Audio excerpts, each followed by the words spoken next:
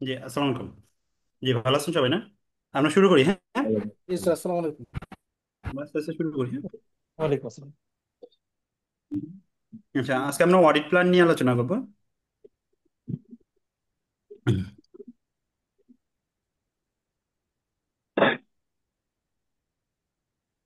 আপনার ম্যাটেরিয়ালগুলো একটু পড়তে চেষ্টা করেন, কারণ এখানে মোটামুটি ইনডেপথ আলোচনা করা আছে। আমি যে টপিকগুলো দিচ্ছি না, এখানে মোটামুটি দেখবেন অডিট সম্পর্কে ইনডেপথ আলোচনা করা আছে। ঠিক আছে? একটু চেষ্টা করেন পড়ার জন্য, যেটা আপনাদেরকে হেল্প করবে। আচ্ছা, আচ্ছা, আমরা একটু অডিট প্ল্যানিং অ্যান্ড ডিজাইনটা একটু দেখি। যেমন, একটা মিনিট, হ্যাঁ?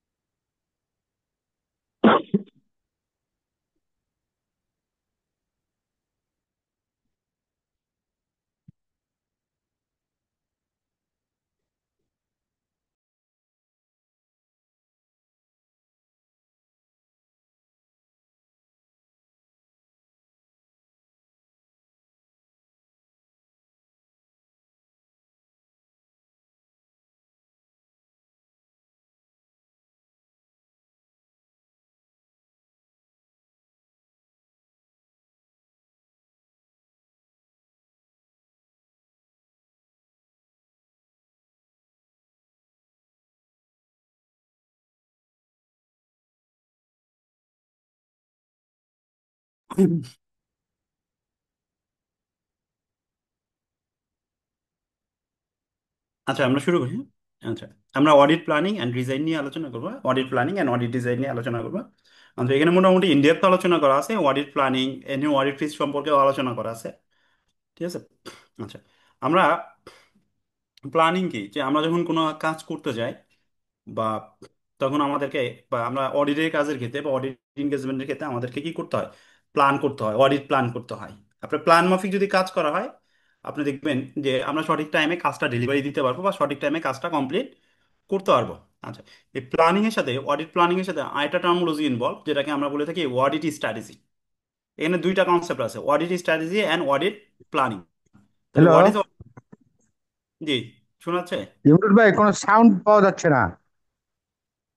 অন্যদের আমরা পাচ্ছি সবাই ভাই। শুনতে পাচ্ছি, শুনতে সবাই পাচ্ছি। শুনতে পাচ্ছি। ঠিক আছে, ওই সাউন্ডস ওকে। আরিফুর রহমানের সমস্যা, ওনার ল্যাপটপটা চেক করতে হবে, অথবা উনি মোবাইল দিয়ে জয়েন করলে মোবাইল একটু চেক করে দেখেন সাউন্ড মানে না, ওকে। এখন শোনা যাচ্ছে, এখন শোনা যাচ্ছে। আচ্ছা, আরিফ ভাই, হইতে পারে, কারণ ওইটা অনলাইন ক্লাস, তো এটা একটু প্রবলেম হইতে পারে, বুঝছেন? এটা স্বাভাবিক, কারণ অনলাইন ক্লাস অনেক সময় নেট কানেকশন ইস্যু থাকে। ঠিক আছে, বোথ এন্ড থেকে প্রবলেম হতে পারে। আচ্ছা, আমরা যেটা বলতেছিলাম, অডিট প্ল্যানিং এর সাথে আরেকটা টার্মোলজি কানেক্টেড, যেটাকে বলা হয় অডিট স্ট্র্যাটেজি। তাহলে অডিট স্ট্র্যাটেজি কি? দেখেন, বলা হচ্ছে audit strategy generally means the combination of audit approach to be use. আমাদের অডিটের সময় দেখবেন আমাদের বেশ কিছু অডিট অ্যাপ্রোচ ইউজ করতে হয়। অডিটের কাজ কি? ইভিডেন্স গ্যাদার করা, ডকুমেন্ট কালেক্ট করা। অ্যাজ অ্যান অডিটর হিসেবে অডিটরের যে কাজ, বুকস অফ অ্যাকাউন্টস ভেরিফিকেশন করা, ইভেন এভিডেন্স গ্যাদার করা। মানে এটা initial task. As an auditor হিসেবে যারা ফিল্ড লেভেলে কাজ করে তাদের কাজ কি? ডকুমেন্টস ভেরিফিকেশন করা এবং ডকুমেন্টস গ্যাদার করা হলো কি তাদের কাজ। তো এই document verification and document gather করার জন্য আমাদের বিভিন্ন অডিট অ্যাপ্রোচ ইউজ করতে হয়, যে আপনি কিভাবে ডকুমেন্ট ভেরিফিকেশন বা গ্যাদার করবেন। এই জন্য বলা হচ্ছে যে audit strategy generally means the combination of audit approach to be use. কি ধরনের অডিট অ্যাপ্রোচ ইউজ করা হবে? Resource management and allocation. আপনি কিভাবে এদেরকে হ্যান্ডেল করবেন, বা কিভাবে এদেরকে মনিটর করবেন, যে টিমটাকে রিপোর্ট করা হবে তাদেরকে কিভাবে মনিটর করা হবে, এবং কাদেরকে রিপোর্ট করা হবে। টাইম অফ দ্য অডিট, অডিটের টাইম কতদিন হবে, duration of the audit, and the way how the audit engagement is managed, কিভাবে এটা করা হবে। ঠিক আছে? তাহলে অডিট স্ট্র্যাটেজি বলতে বোঝানো হচ্ছে যে কি ধরনের অ্যাপ্রোচ ইউজ করা হবে, resource management and allocation, timing of the audit, কত duration of the audit and কিভাবে এই এটা ম্যানেজ করবেন, এই জিনিসটাকে বলা হচ্ছে, এই জিনিসগুলোর কম্বাইনেশনটাকে বলা হচ্ছে অডিট স্ট্র্যাটেজি। হ্যাঁ, আচ্ছা, audit strategy objective and purpose কি? To set the scope of the audit engagement. Audit engagement দেখবেন, আমরা অডিট শুরুর ক্ষেত্রে মানে at the beginning of the audit আমরা কিন্তু অডিট এনগেজমেন্ট লেটার ইস্যু করি। এখানে স্কোপ অফ দ্য অডিট বলা থাকে যে অ্যাজ অ্যান অডিটর হিসাবে আমাদের কাজের এরিয়া কতটুকু, two establish the time frame of the audit, duration, কত দিনের মধ্যে কাজটা কমপ্লিট করবে। এটা ম্যানেজমেন্টের অনেক সময় রিকোয়ারমেন্ট থাকে। ম্যানেজমেন্ট অনেক সময় দেখবেন অনেক ক্লায়েন্ট স্পেসিফিক করে দেয় যে আমাদের এই ডেটের মধ্যেই কাজটা কমপ্লিট করতে হবে। To manage and engage the audit effectively and correctively, to set the right audit approach, আপনাকে রাইট অডিট অ্যাপ্রোচ ইউজ করতে হবে। Document about audit methodology, audit মেথোডোলজিগুলো আপনাকে ডকুমেন্ট করতে হবে, গ্যাদার করে রাখতে হবে। অডিট প্ল্যান, অডিট স্ট্র্যাটেজি হলো আমরা কি অ্যাপ্রোচ ইউজ করব, কারা কাজ করবে, আমাদের কাজের এরিয়া কতটুকু, এই জিনিসগুলো ডিটারমিনেশনটাই হলো অডিট স্ট্র্যাটেজির পার্ট। ঠিক আছে। আর এখানে যেটা বলা হচ্ছে, যখন আমরা অডিট স্ট্র্যাটেজি সেট করব, এরপরে টাস্কগুলো আমাদেরকে অডিট প্ল্যান জেনারেট করতে হবে।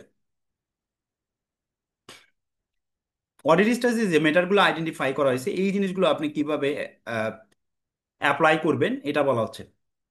দেখেন, একটা সেন্টেন্স বলা হচ্ছে plan fills the operational details, plan fills the operational details, operational activities গুলো কিভাবে করবেন, how the strategies to be achieved.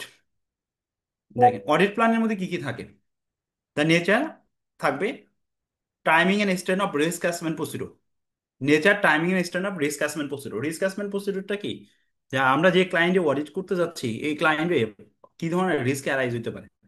দেখেন রিস্ক অ্যাসেসমেন্টের প্রসিডিউরের মধ্যে কি আসতে পারে, রিস্ক আইডেন্টিফিকেশন করা, রিস্ক অ্যানালাইসিস করা, আমরা যে ক্লায়েন্টে যাচ্ছি এই ক্লায়েন্টের ক্ষেত্রে কি ধরনের রিস্ক আসতে পারে, রিস্ক অ্যানালাইসিস করা,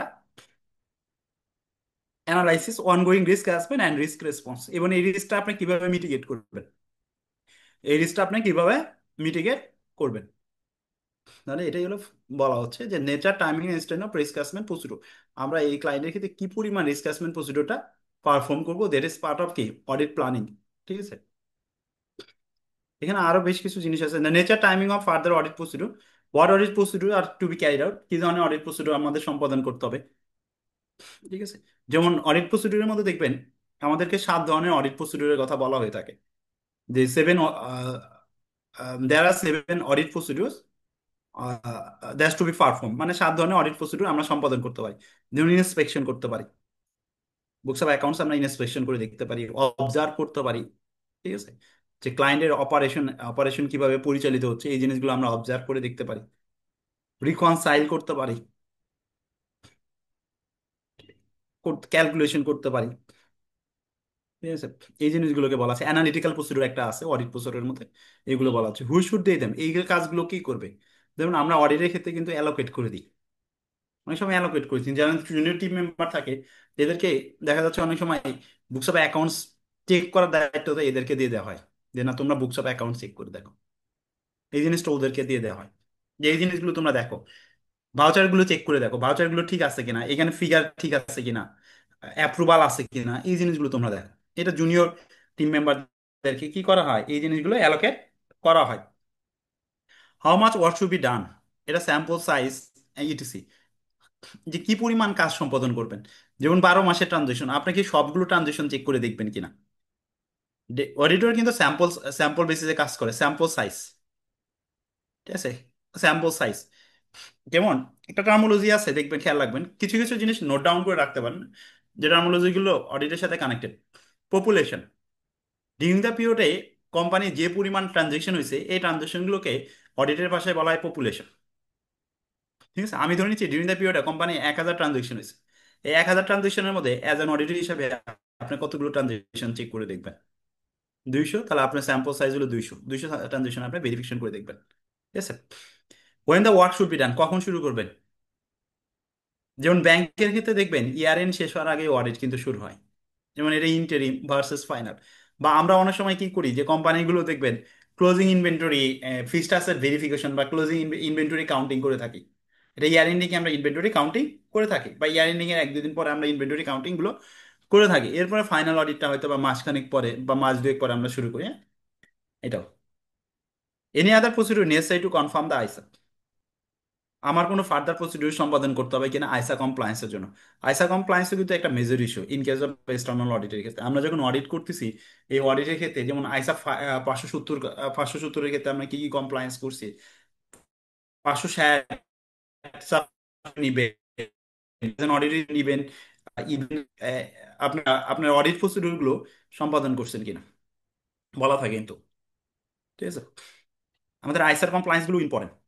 যেমন আমরা অডিট প্ল্যান করি, এটাও কিন্তু আমাদের অডিটিং স্ট্যান্ডার্ডে বলা আছে যে অ্যাজ অ্যান অডিট হিসেবে আপনাকে কি করতে হবে, অডিট প্ল্যান করতে হবে। এটা আমাদের আইএসও 300-এ বলা আছে।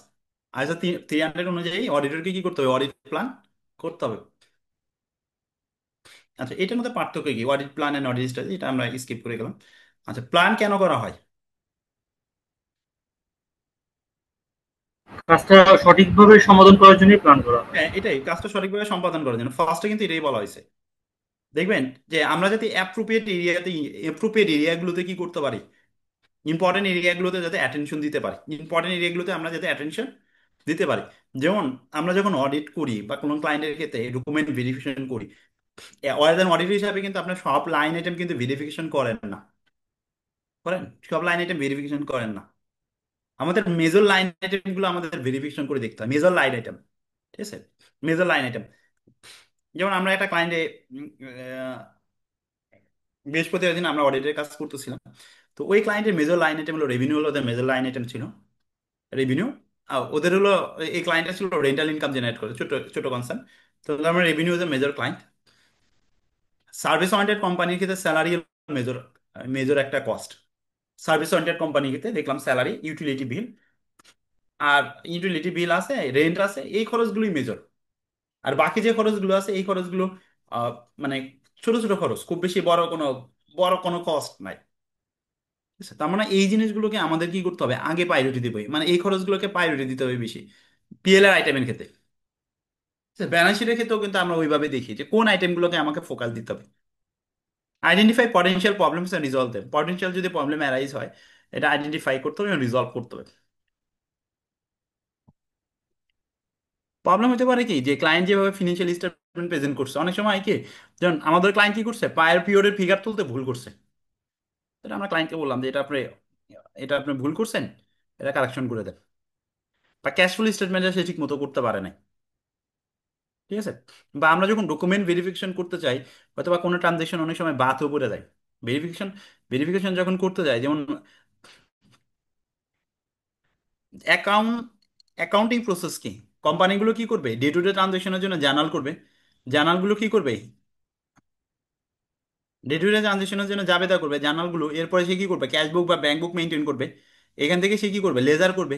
লেজার থেকে কি করবে, সে ট্রায়াল ব্যালেন্স করবে। ট্রায়াল ব্যালেন্স থেকে কি করবে, ফিনান্সিয়াল স্টেটমেন্ট প্রিপেয়ার করবে না, ফিনান্সিয়াল স্টেটমেন্ট প্রিপেয়ার করবে।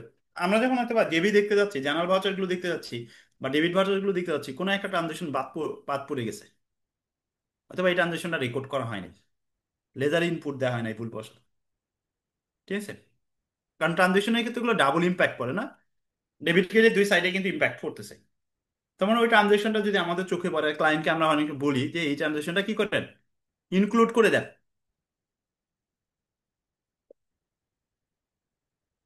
মানে ট্রানজেকশনটা ইনক্লুড করলে এফএস একটু কিছুটা পরিবর্তন হয়, এই আর কি, কিছু না, হ্যাঁ? বুঝতে পারলাম। আচ্ছা, তো এরকম হইতে পারে, এই ধরনের ইস্যুগুলো হতে পারে। অনেক সময় অ্যাকাউন্টিং ট্রিটমেন্ট রিলেটেড ইস্যু থাকে। ঠিক আছে, অ্যাকাউন্টিং ট্রিটমেন্ট রিলেটেড ইস্যু থাকে, যেমন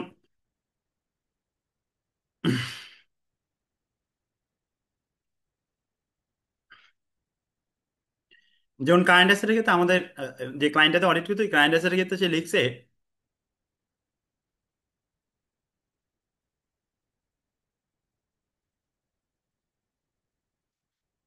কারেন্ট অ্যাসেটের মধ্যে প্রথম লাইন আইটেম লিখছে ফান্ড, লিখছে ক্যাপিটাল ফান্ড সম্ভবত, বুঝছেন? Capital fund. ফান্ড টার্ম হলো যেটা কার সাথে কানেক্টেড বলতে পারবেন? ক্যাপিটাল ফান্ড লিখছে, ইকুইটি। ইকুইটির সাথে কানেক্টেড না? জি। ধরেন যে ও লিখছে এবিসি ক্যাপিটাল ফান্ড, ইকুইটির সাথে কানেক্টেড না। ফান্ড টার্ম হলো যেটা ইকুইটির সাথে কানেক্টেড। আমি তাকে বললাম যে এই জিনিসটা কি, ওরাই তখন আমাকে এটা ডকুমেন্টটা দিল। ঠিক আছে, এখানে অ্যাকচুয়ালি সামনে একটা ইনভেস্টমেন্ট টার্মোলজি ইউজ হবে, investment in ABC capital fund. বুঝছেন, সে এই ফান্ডে ইনভেস্ট করছে। ইনভেস্টমেন্ট টার্মোলজিটা কিসের সাথে কানেক্টেড? অ্যাসেটের সাথে কানেক্টেড না? অ্যাসেটের সাথে কানেক্টেড। তো এই ধরনের কিন্তু প্রেজেন্টেশন ভুল থাকে। তো এই জিনিসগুলো আমরা কি করি, অ্যাজ অ্যান অডিটর হিসাবে ক্লায়েন্টকে বলি যে এই জিনিসটা কি করে দেওয়ার জন্য, রেক্টিফিকেশন বা সংশোধন করে দেওয়ার জন্য। ঠিক আছে, এই জিনিসগুলো বলি। তাহলে এই যে পটেনশিয়াল প্রবলেমগুলো আমরা আইডেন্টিফাই করলাম যে এখানে প্রেজেন্টেশন রিলেটেড ভুল আছে, তাহলে এটা সংশোধন করতে হবে। বা অনেক সময় টার্মোলজি রিলেটেড ইস্যু থাকে, যেমন কিছু ওয়ার্ড আছে যেগুলো যেগুলো হলো কি, যেমন ফিক্সড অ্যাসেট। ফিক্সড অ্যাসেট আমরা বলি গ্যাপ টার্মোলজি, হ্যাঁ, এটা কিন্তু গ্যাপ টার্মোলজি। ফিক্সড আছে না, আপনারা অনেকে জানেন ফিক্সড অ্যাসেট। আমরা অ্যাসেটকে আগে দুই ভাগে লিখতাম না, একটা ফিক্সড অ্যাসেট আর একটা কি কারেন্ট অ্যাসেট না? কিন্তু ফিক্সড অ্যাসেটটা হয় কি, fixed asset is call gap terminology. Is terminology হলো কি নন কারেন্ট অ্যাসেট। তার মানে কেউ যদি ফিক্সড অ্যাসেট লাগে তখন আমরা বলি যে না, এটা যেহেতু গ্যাপ টার্মোলজি, আপনি নন কারেন্ট অ্যাসেট টার্মোলজিটা ইউজ করেন। ঠিক আছে, আচ্ছা, ক্লিয়ার? এরকম বিভিন্ন ধরনের প্রবলেম অ্যারাইজ হতে পারে। এই প্রবলেমগুলো আমরা কি করি, আইডেন্টিফাই করি এবং রিজলভ করি। আচ্ছা, ensure that audit is properly organised. এই যে অডিটের কাজটা যে ঠিক মতো হচ্ছে কিনা এটাও নিশ্চিত করতে হবে। অডিটের কাজ যদি ঠিক মতো না হয়ে থাকে তাহলে কিন্তু দেখবেন যে এটা অডিট ফার্মের জন্য কি করা হয়, ম্যান পাওয়ার যে অ্যাপয়েন্ট করা হয়েছে, ম্যান পাওয়ার, এই ম্যান পাওয়ার অ্যাপয়েন্ট করা হয়েছে, ম্যান পাওয়ারের দ্বারা কিন্তু ভালো আউটপুট আসবে না। ঠিক আছে, আর একটা অডিট ফার্ম রান করতে হয়তো বা আপনার দূর থেকে মনে হতে পারে যে এখানে ভালো বেনিফিট, কিন্তু এখানে একটা অডিট ফার্ম রান করতেও কিন্তু ভালো কস্ট ইনকাট হয়। বুঝছেন, কস্ট আছে, ভালো পরিমাণে কস্ট আছে রানিং, মানে বুঝছেন, রানিং এর ক্ষেত্রে কিন্তু ভালো পরিমাণে কস্ট আছে। এটা হয়তো বা আপনাকে খালি চোখে বোঝা যায় না। ঠিক আছে, কারণ স্টাফদের বেতন, স্টুডেন্টদের allowance, office rent, personal expense, এই জিনিসগুলো দিয়ে কিন্তু ভালো পরিমাণে কস্ট আছে। তার মানে ওই জিনিসটা ইনশিওর হওয়া কিন্তু অডিট ফার্মের জন্য ভেরি ভেরি ইম্পর্টেন্ট। এটাই বলা হচ্ছে। Assign work to engagement team members properly. Engagement team মেম্বারদের ওয়ার্কটা অ্যাসাইন করতে হবে প্রপারলি। আপনি যদি ধরেন যে কি, অডিট ফার্মগুলোতে তো কি থাকে, ম্যানেজার থাকে, আর্টিকেল স্টুডেন্ট থাকে, সিনিয়র স্টুডেন্ট, জুনিয়র স্টুডেন্ট, এরকম থাকে। কারণ আপনি একটা ক্লায়েন্টে জুনিয়র স্টুডেন্ট পাঠিয়ে দিলেন, তারা কি কাজ পারফর্ম করতে পারবে? যদি তার এক্সপিরিয়েন্স না থাকে তারা কিন্তু এই কাজটা ঠিক মতো প্রপার হইতে পারফর্ম করতে পারবে না। তার মানে ওইখানে একজন এক্সপিরিয়েন্স পার্সন লাগবেই। তাহলে facility direction and supervision of engagement team members, তাদেরকে নির্দেশনা দেয়া এবং সুপারভাইজ করা। Facility review of the work, ওই যে মাঝে মাঝে মুভ করা, ক্লায়েন্টগুলো যে মুভ করা অ্যাজ এন চার্টার অ্যাকাউন্টেন্ট বা কোয়ালিফাইড মেম্বারদের বা ডেটর লেভেলে যারা, আমরা যারা যারা কাজ করে তাদেরকে তাদেরকে ওই ক্লায়েন্টগুলোতে মুভ করা, ক্লায়েন্টেই বসে রিভিউ করা। বুঝছেন, ক্লায়েন্টে বসে অডিট টিমের সাথে রিভিউ করা, এই জিনিসগুলো বলা হচ্ছে। এই জিনিসগুলো টার্গেট রাখতে হবে যে না, আমি যে যে ক্লায়েন্ট পাঠাচ্ছি, ম্যান পাওয়ার পাঠাচ্ছি, ওই ক্লায়েন্টে আমাকে মুভ করতে হবে। বা আমি যদি নাও যেতে পারি একজন সিনিয়র ম্যানেজারকে পাঠাইতে হবে, বা ডিরেক্টর লেভেলে যারা আছে, বা কোয়ালিফাইড মেম্বারকে পাঠাইতে হবে। এই জিনিসগুলো পাঠাইতে হবে। আচ্ছা, describe the steps including structure approach of audit planning, হ্যাঁ। Ensuring that ethical requirements continue to be made, ethical requirements to continue to be made, এটা আমাদেরকে নিশ্চিত করতে হবে। দেখবেন আমাদের আইসিবি কিন্তু বিভিন্ন ডামি কপি দিয়ে দিছে, হ্যাঁ, দেখবেন আইসিবির ওয়েবসাইটে ডামি অডিট, ওয়ার্কিং পেপারসের অনেক ডামি কপি আছে। অডিট প্ল্যান আপনি কিভাবে করবেন এটারও একটা স্যাম্পল কপি আছে আইসিবির ওয়েবসাইটে। বুঝতে পারলাম, অডিট প্ল্যান কিভাবে করবেন এটারও একটা স্যাম্পল কপি কি আছে। ওইখানে কিছু কোশ্চেনিয়ার দেয়া আছে, ওই কোশ্চেনিয়ার গুলোকে আপনাকে ফিল আপ করতে হয়।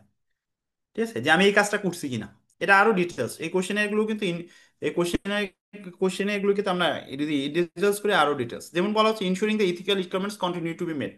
ইথিক্যাল রিকোয়ারমেন্টস কি পাঁচটা, যেমন আমাদের কোড অফ ইথিক্স বলা হয়। যে একজন অ্যাজ এন প্রফেশনাল হিসেবে আপনার মধ্যে ইন্টিগ্রিটি থাকতে হবে, ইন্টিগ্রিটি থাকতে হবে, অবজেক্টিভিটি থাকতে হবে। এই পাঁচটা পয়েন্ট আপনারা হয়তো বা জানেন, ইন্টিগ্রিটি, অবজেক্টিভিটি। আমি একটু লিখে দিই, আপনারা নোট ডাউন করলে নোট ডাউন করে নেন। Integrity, objectivity. ইন্টিগ্রিটি তো বুঝেন, অনেস্টি থাকতে হবে, স্ট্রেট ফরওয়ার্ড থাকতে হবে, honest and straight forward. Objectivity, objectivity মানে আপনাকে বায়াস হওয়া যাবে না। আপনি যে কাজ করতেছেন না, অনেক সময় দেখবেন আপনাকে প্রলুব্ধ করতে পারে, আপনাকে বিভিন্নভাবে ইনফ্লুয়েন্স করতে পারে, কিন্তু এটা আপনাকে অবজেক্টিভিটিটা থাকতে হবে। হ্যাঁ, এটা ইম্পর্টেন্ট। ইন্টিগ্রিটি থাকতে হবে, অবজেক্টিভিটি থাকতে হবে, প্রফেশনাল কম্পিটেন্স থাকতে হবে। আপনার মধ্যে আপ টু ডেট নলেজটা থাকা দরকার, কম্পিটেন্স। তাহলে আপনার ক্লায়েন্টকে বেটার সার্ভিস দিতে পারবেন। আর যদি কম্পিটেন্স না থাকে, তাহলে আপনার ক্লায়েন্টকে কিন্তু বেটার সার্ভিস দিতে পারবেন না। কম্পিটেন্স, হ্যাঁ। And due care. ডিউ কেয়ারের কথা বলা হচ্ছে আপনি যখন কাজ করবেন না, তখন ফুললি কনসেন্ট্রেশন দিয়ে কাজ করবেন। আপনি যখন কোনো ওয়ার্ক পারফর্ম করবেন, তখন এই ওয়ার্কটা কি করবেন, ফুললি কনসেন্ট্রেশন দিয়ে আপনাকে কাজ করতে হবে। ঠিক আছে, মানে আপনি ধ্যান দেওয়া না, ওই কাজের প্রতি থাকতে হবে। Professional competence and due care. Professional behaviour আপনার থাকতে হবে। মানে আপনার অ্যাটিটিউডের কারণে আপনার প্রফেশনের কোনো ইমেজ নষ্ট হয়, এই ধরনের কোনো অ্যাক্টিভিটিস করা যাবে না। ঠিক আছে, এটা এই ধরনের কোনো অ্যাক্টিভিটিস করা যাবে না। এটা প্রফেশনাল বিহেভিয়ার। ঠিক আছে, এবং লাস্ট বলছে যে কনফিডেন্সিয়ালিটি। কনফিডেন্সিয়ালিটি, এই পাঁচটা থাকতে হবে। হ্যাঁ, আমরা যারা অ্যাকাউন্টসে জব করি, এই পাঁচটা ইথিক্যাল প্রিন্সিপালস আমাদের মধ্যে কি থাকা উচিত। হ্যাঁ, integrity, objectivity, professional competence and due care. হ্যাঁ, প্রফেশনাল কম্পিটেন্সের জন্য আমাদেরকে বলা হয়, যেমন ইনস্টিটিউশন থেকে আমাদের কিন্তু সিপিটি অ্যারেঞ্জমেন্ট করে। ঠিক আছে, আপনারা কি করবেন, বিভিন্ন ট্রেনিংগুলোতে up to date knowledge gather করতে চেষ্টা করবেন। ঠিক আছে, যেমন ট্যাক্সে চেঞ্জ হয়, তাহলে আপনি চেষ্টা করবেন যে ট্যাক্স রিলেটেড যদি tax up to date knowledge রাখার জন্য, অ্যাকাউন্টিং স্ট্যান্ডার্ড সম্পর্কে আপ টু ডেট নলেজ রাখার জন্য। ঠিক আছে, প্রতিনিয়ত নিজেকে আপ টু ডেট রাখাই হলো প্রফেশনাল কম্পিটেন্স। এবং টেকনিক্যাল স্কিল গ্যাদার করাটাকে বলা হচ্ছে প্রফেশনাল কম্পিটেন্স। ক্লিয়ার? এই পাঁচটা কোয়ালিটি বা পাঁচটা প্রিন্সিপাল এজ অ্যান অ্যাকাউন্টেন্ট হিসেবে আপনার মধ্যে থাকা উচিত। This is very very important issue কিন্তু। Integrated objectivity, professional competence, due care, professional behaviour and confidentiality. আচ্ছা, ensuring the terms of the engagement in understood.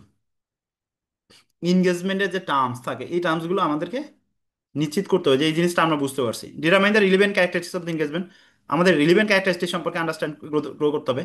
অনেক সময় দেখবেন যে অডিটের ক্ষেত্রে শুধু এক্সটার্নাল অডিট না, ক্লায়েন্ট কিন্তু আপনার কাছে ইন্টারনাল রিপোর্টও চাই। ঠিক আছে, ম্যানেজমেন্ট রিপোর্ট চাই। External audit plus management report দিতে হবে। ম্যানেজমেন্ট রিপোর্ট মানে তার findings, as an external audit হিসেবে আপনার অবজারভেশন কি ছিল, এই ফাইন্ডিংসগুলো আপনাকে যেতে হবে।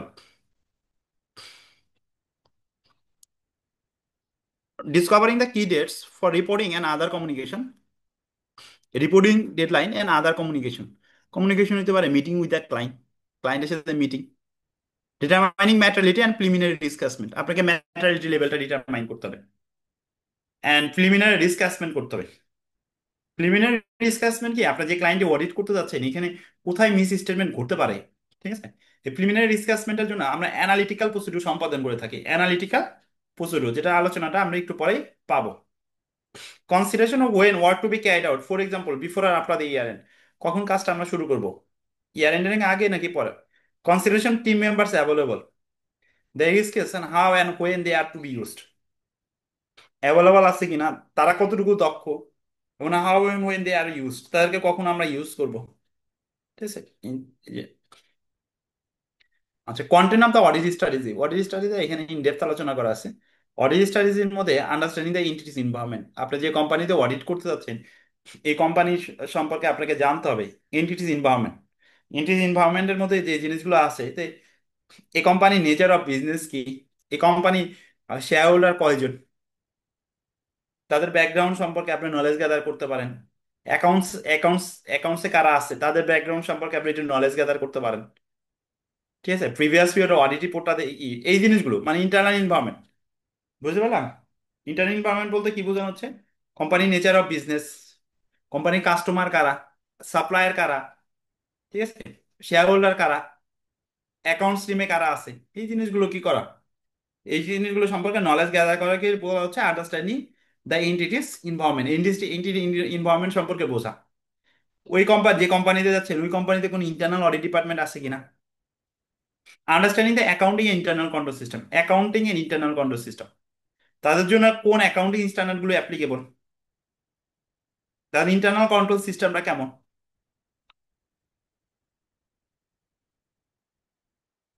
Risk and materiality calculation. Risk, যে ক্লায়েন্টে যাচ্ছেন এই ক্লায়েন্টে কি ধরনের রিস্ক অ্যারাইজ হতে পারে, এমন একটা ম্যাটারিলিটি ক্যালকুলেশন করে না। Consequent nature, timing, stone of procedure, coordination, direction, consequent nature, timing, stone of procedure. Nature বলতে যে কাজের নেচার, ধরন কি হবে, টাইমিং এবং কতটুকু করা হবে। ঠিক আছে, আমরা যখন ভেরিফিকেশন করি আমরা কিন্তু টিম মেম্বারদেরকে বলে দিই যে তুমি এই কয়েক মাস দেখো, বা এই মাস থেকে এই ডকুমেন্ট গুলো চেক করে দেখো। র্যান্ডম র্যান্ডম সিলেকশন হতে পারে। ঠিক আছে, কোঅর্ডিনেশন, ডিরেকশন, সুপারভিশন আর review of the audit and other matters, এই জিনিসগুলো বলা হচ্ছে। আচ্ছা, define understanding the entity as per ISA 315। আইসো 315 আমাদের আবার আন্ডারস্ট্যান্ডিং অফ দ্য এন্টিটি সম্পর্কে আলোচনা করা আছে।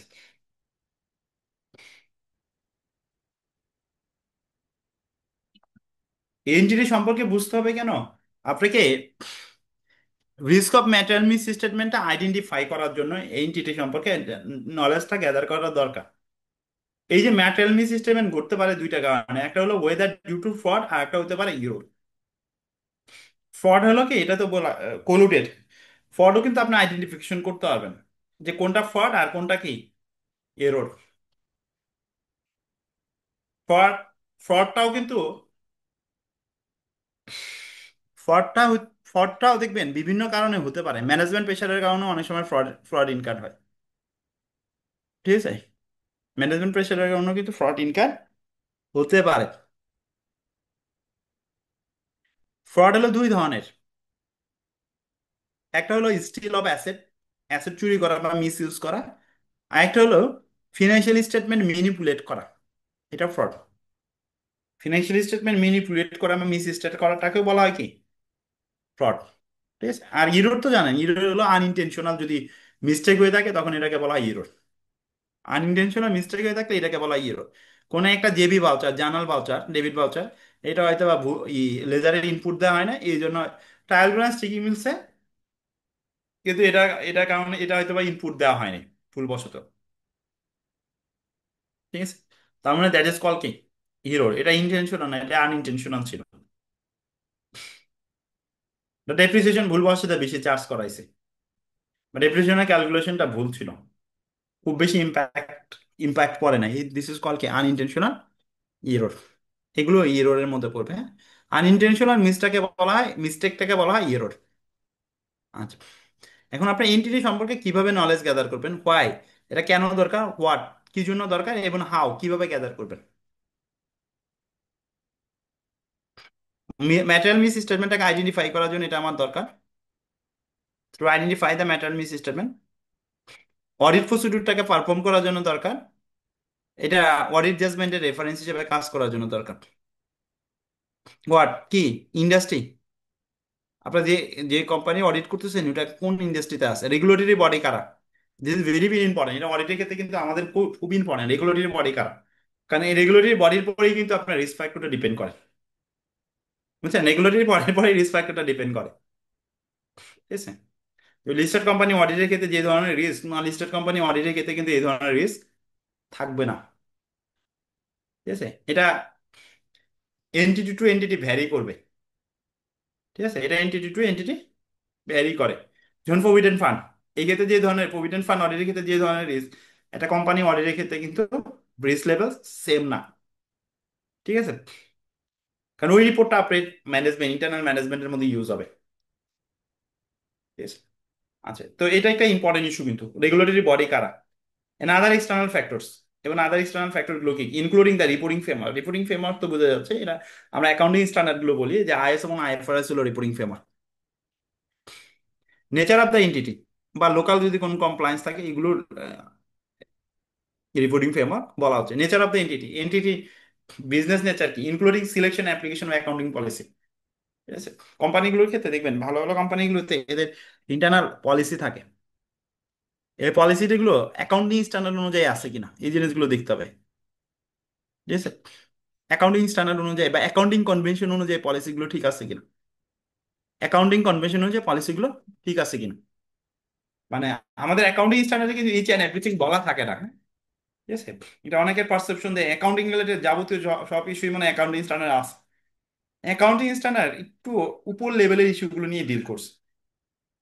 ঠিক আছে, আমরা যে বুকস অফ অ্যাকাউন্ট গুলো মেনটেন করি এগুলোকে বলা হয় এগুলো কনভেনশন বা ট্রেডিশন। ঠিক আছে, এই ইস্যুগুলো ওই অ্যাকাউন্টিং স্ট্যান্ডার্ডে ওই আলোচনা নাই। Objective and strategy and relating business risk, company objective বা স্ট্র্যাটেজি, স্ট্র্যাটেজি গুলো কি, হ্যাঁ স্ট্র্যাটেজি তাদের থাকে কিন্তু বিভিন্ন ধরনের স্ট্র্যাটেজি গুলো থাকে, এগুলো লিস্টেড কোম্পানির ক্ষেত্রে পাওয়া যায় খুব ভালো। এন্ড রিলেটিং বিজনেস রিস্ক মানে আইডেন্টিফিকেশন অফ বিজনেস রিস্ক, তাদের কি ধরনের বিজনেস রিস্ক আছে। Measurement and review of the entity's financial performance, entity financial performance evaluation করা যেতে পারে। আমরা বিভিন্ন রেশিও অ্যানালাইসিস করি, রেশিও অ্যানালাইসিসের মাধ্যমে এন্টিটিস পারফরমেন্স ইভালুয়েট করা যেতে পারে। ইন্টারনাল কন্ট্রোল, ইন্টারনাল কন্ট্রোলটা, ইন্টারনাল কন্ট্রোলের মাধ্যমে বোঝা যেতে পারে যে এই কোম্পানিটা কেমন। ঠিক আছে, কিভাবে নলেজ গ্যাদার করবেন এন্টিটি ইনভলভমেন্ট সম্পর্কে, বা enquiries of management other within the entity, তাদেরকে তো আজ করতে হবে, জিজ্ঞাসা করতে হবে। বা অ্যানালিটিক্যাল প্রসিডিউর, যেটা অ্যাজ অ্যান অডিটর হিসেবে আমাদের ইনিশিয়াল স্টেজ আমরা করি, রিস্ক আইডেন্টিফিকেশন কোন এরিয়াগুলোতে রিস্ক হতে পারে। By observation in inspection prior period knowledge, previous period audit করে থাকলে আমার কিন্তু কিছুটা নলেজ আছে যে এই কোম্পানি কেমন। ঠিক আছে, discussion of susceptibility of financial statement to material miss statement among the engagement team. যদি সাসেপ্টেবল মানে সন্দেহ প্রবণতা, যদি ফিনান্সিয়াল স্টেটমেন্টে কোথাও ম্যাটেরিয়াল মিস স্টেটমেন্ট ঘটতে পারে ওই জায়গাটা কি করা, আলোচনা করা, এটা কিন্তু টিম মেম্বারদের মধ্যে আলোচনা করা হয়। ক্রিটিক্যাল পয়েন্টগুলো কি হয়, ক্রিটিক্যাল পয়েন্টগুলো দেখা যায় অডিট ম্যানেজার কি করে, অডিট ম্যানেজার গুলো পার্টনার লেভেল বা পার্টনার লেভেলে কিন্তু আলোচনা করে। ঠিক আছে, এটা ফার্ম লেভেল গুলোতে অ্যাপ্লিকেবল না, ক্রিটিক্যাল ইস্যুগুলো। এখন ছোট্ট একটা কোম্পানির অ্যাকাউন্টস, এখানে তেমন ক্রিটিক্যাল ইস্যু নাই, তো এই জায়গায় আলোচনার কিছু নাই।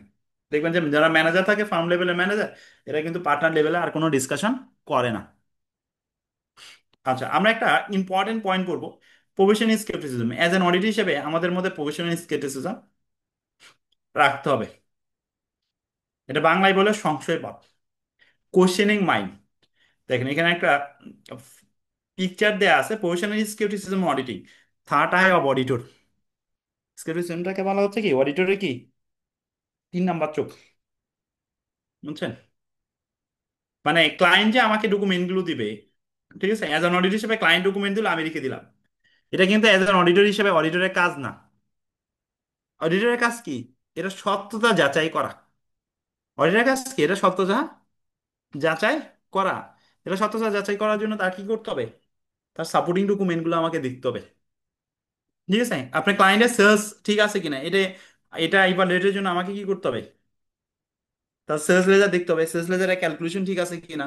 যদি সেলস যে করছে এই সেলস এর ইনভয়েস গুলো আমাকে কি করতে হবে, চেক করে দেখতে হবে না, চেক করে দেখতে হবে, সেলস ইনভয়েস গুলো আমাকে চেক করে দেখতে হবে, ঠিক না, চেক করে দেখতে হবে। এই জিনিসগুলো সত্যতা যাচাই করা। অ্যাসেট কিনে অ্যাসেটটা আমাকে দেখতে হবে, তো তুমি যে নতুন অ্যাসেট কিনছো অ্যাসেটটা কই দেখি, অ্যাসেটটা আমাকে দেখতে হবে না, দেখতে হবে তো, ঠিক না। এগুলোই বলা হচ্ছে যে corroborative audit evidence. Professional scale decision মানে অ্যাজ অ্যান অডিট হিসেবে আপনাকে কোশ্চেনিং মাইন্ড থাকতে হবে to corroborate the audit, audit evidence বা অডিট ডকুমেন্ট। কোরাবোরেট মানে সত্য যাচাই করার জন্য। Attitude of professional scale means auditor makes a critical aspect, evaluation করবে with a questioning mind of the validity of audit evidence obtained is allowed to audit evidence that contradict or brings into question. অনেক সময় দেখবেন মানে আমাকে alert থাকতে হবে যে client কোনো ডামি ডামি ডাটা ক্রিয়েট করছে কিনা, এই ব্যাপারে অ্যাজ অ্যান অডিটর হিসেবে আমাদের কি করতে হবে, থাকতে হবে, অ্যালার্ট থাকতে হবে, হ্যাঁ, এটাই বলা হচ্ছে। আচ্ছা, আমাদের এখানে আরেকটা কনসেপ্ট আছে, আমরা কিন্তু অডিট প্ল্যান নিয়ে পড়ছি বুঝছেন। আমাদের আরেকটা, আমি আপনাদেরকে আরেকটা নোট দিব, এই নোটটাও ইম্পর্টেন্ট, সাবস্টেন্টিভ প্রসিডিউর। দেখেন এখানে একটা বলা আছে substantive testing procedure, substantive testing procedure. ক্লায়েন্টে ডকুমেন্ট গ্যাদার করার বা সোর্সেস অফ অডিট ডকুমেন্ট বলা হয়। এটা হলো সোর্সেস অফ অডিট ডকুমেন্ট, মানে আপনি অডিট ডকুমেন্টের সোর্স গুলো কোথা থেকে পাবেন বা কিভাবে পাবেন। এটা বলা হচ্ছে দুইটা ওয়েতে পাওয়া যাবে, খেয়াল করেন, এটা বলা হচ্ছে দুইটা ওয়েতে পাওয়া যাবে। একটা বলা হচ্ছে টেস্ট অফ ডিটেলস এর মাধ্যমে পাবেন, সোর্সেস অফ ডকুমেন্ট পাবেন।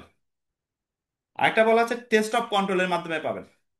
একটা হলো টেস্ট অফ ডিটেলস, না একটা হলো সাবস্টেন্টিভ প্রসিডিউরের মাধ্যমে পাবেন, আর একটা পাবেন হলো টেস্ট অফ কন্ট্রোলের মাধ্যমে পাবেন। আমাদের অডিটের ক্ষেত্রে একটা কনসেপ্ট আছে sources of audit evidence. Audit এভিডেন্সের সোর্স কোথায় বা কিভাবে আপনি অডিট এভিডেন্সের এভিডেন্স গুলো গ্যাদার করতে পারবেন। Audit evidence, sources of audit evidence, এখানে বলা হচ্ছে দুইটা সোর্স। এটা হলো সাবস্টেন্টিভ, সাবস্টেন্টিভ প্রসিডিউরের মাধ্যমে আপনার সোর্স গুলো পেয়ে থাকবেন, টেন্টেটিভ প্রসিডিউরস। একটাকে বলা হচ্ছে অ্যানালিট, একটাকে বলা হচ্ছে টেস্ট অফ কন, এই দুটার মাধ্যমে আপনি পাবেন। ওই যে আমরা বলছিলাম না audit procedure, audit evidence gather করার বিভিন্ন প্রসিডিউর আছে, 7টা প্রসিডিউর আছে। This are part of the substantive procedure. এর মধ্যে 6টা পার্ট আর একটা এই 7টা পার্ট হলো সাবস্টেন্টিভ প্রসিডিউরের পার্ট, হ্যাঁ ঠিক আছে। আচ্ছা এই সাবস্টেন্টিভ প্রসিডিউরকে আবার দুই ভাগে ভাগ করা হয়। আচ্ছা টেস্ট অফ কন্ট্রোলের ক্ষেত্রে যেটা করা হয় যে ক্লায়েন্টের ইন্টারনাল কন্ট্রোল সিস্টেমটা ইভালুয়েশন করে দেখা হয়। ঠিক আছে, ক্লায়েন্ট ইন্টারনাল কন্ট্রোল সিস্টেমটা ইভালুয়েশন করে দেখা হয় যে ক্লায়েন্টের যে ইন্টারনাল কন্ট্রোল সিস্টেমটা আছে এটা ঠিক মতো রান হচ্ছে কিনা বা ঠিক মতো অপারেট করতেছে কিনা। ঠিক আছে, এটা ইফেক্টিভ বা ইফেক্টিভনেসটা ইভালুয়েট করাটাকে বলা হচ্ছে টেস্ট অফ কন্ট্রোল। আর সাবস্টেন্টিভ প্রসিডিউর হলো এটাকে দুইটা ভাগে ভাগ করা হয়, একটা টেস্ট অফ ডিটেল আর একটা সাবস্টেন্টিভ অ্যানালিটিক্যাল প্রসিডিউর। ডিটেল মানে ইনফরমেশন চেক করা, টেস্ট মানে কি ভেরিফিকেশন করা বা চেক করা। ডিটেলস বলতে ইনফরমেশন, ইনফরমেশন ভেরিফিকেশন বা চেক করাটাকে বলা হচ্ছে টেস্ট অফ ডিটেলস। যে ক্লায়েন্ট যে আমাদেরকে ডকুমেন্টগুলো দেয়, এই ডকুমেন্টগুলো যেগুলো দিচ্ছে এই ডকুমেন্টগুলো ঠিক আছে কিনা, ক্লায়েন্টের ক্যালকুলেশন ঠিক আছে কিনা, অ্যাপ্রোপ্রিয়েট অ্যাকাউন্টিং স্ট্যান্ডার্ড ইউজ করছে কিনা, প্রেজেন্টেশন ঠিক আছে কিনা, দিস আর কল কি টেস্ট অফ ডিটেলস। আরেকটা আছে সাবস্টেন্টিভ অ্যানালিটিক্যাল প্রসিডিউর। এই সাবস্টেন্টিভ অ্যানালিটিক্যাল প্রসিডিউরটা এটা ইনিশিয়াল স্টেজে করা হয়ে থাকে to identify the audit risk. Audit রিস্কটা প্রিলিমিনারি অডিট রিস্কটাকে আইডেন্টিফাই করার জন্য করা হয়ে থাকে। এটার অ্যানালিটিক্যাল প্রসিডিউরটা যেটা বলা হচ্ছে দেখবেন এটা আমাদের আইসা 520-এ আলোচনা করা আছে। আমাদের অডিটিং স্ট্যান্ডার্ড কিন্তু কম, আবার বুঝছেন খুব বেশি না।